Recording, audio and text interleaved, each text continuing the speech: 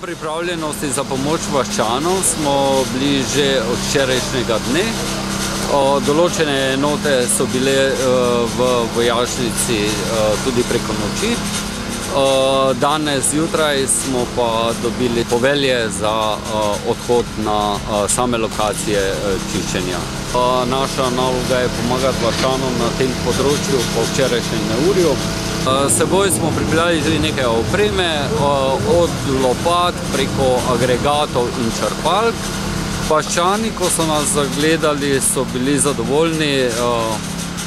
Videli so, da jim pomoč prihaja, da le niso tako pozabili. Primanjkovalo nam je pomoči in poslali so nam iz vojske fante, ki nam pomagajo čistiti, in to je zelo spodbudno, zelo dobro, da lahko to čistimo, da nam pomagajo. Se zahvaljujem, se pravim, vsake pomoči.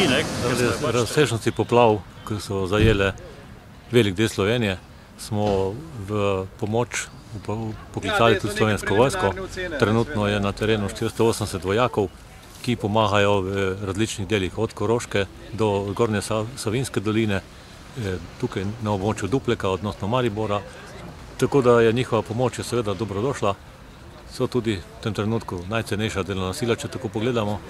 In jutri bomo pa šele videli, kako je situacija, in bomo za jutri napovedali še nadaljno uporabo, če bo potrebno. Slovenska vojska, fantje, okej so, ni problem, vse so pomagali. Tako da, tu bi se sami zgodili, blata ogromno vsega.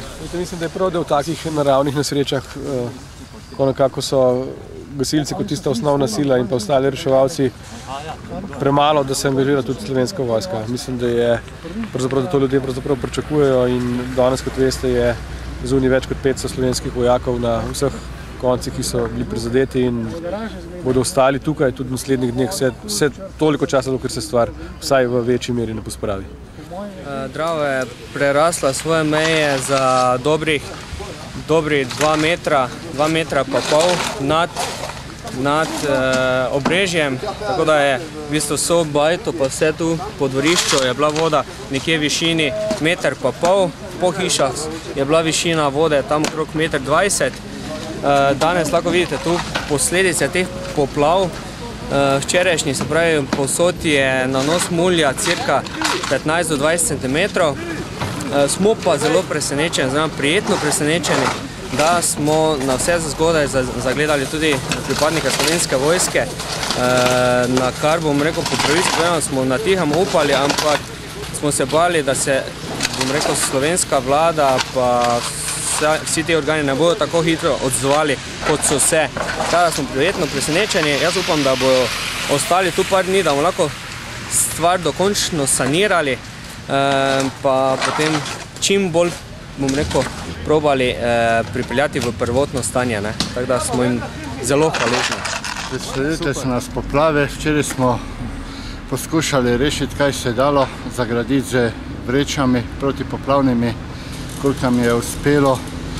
Danes smo začeli z čiščenjem, in ko smo opazili zjutraj prihod avtobusa z Slovensko vojsko, smo bili kar prijetno presenečeni, ker tega se ne zgodi vsak dan, da nam pride vojska pomagati. Smo zadovoljni, da nam je prišla vojska pomagati, ker res vsaka roka prav pride in vidite sami, kakva je situacija, tako da res velikodušno in prijazno od njih, da so se potrudili pa da so prišli. Samo za eno nalogo tukaj, se pravi, pomagati ljudem v stiski, v takšni stiski, v takšni naravni katastrofi, ki se je zgodila snoči in pa danes zjutraj.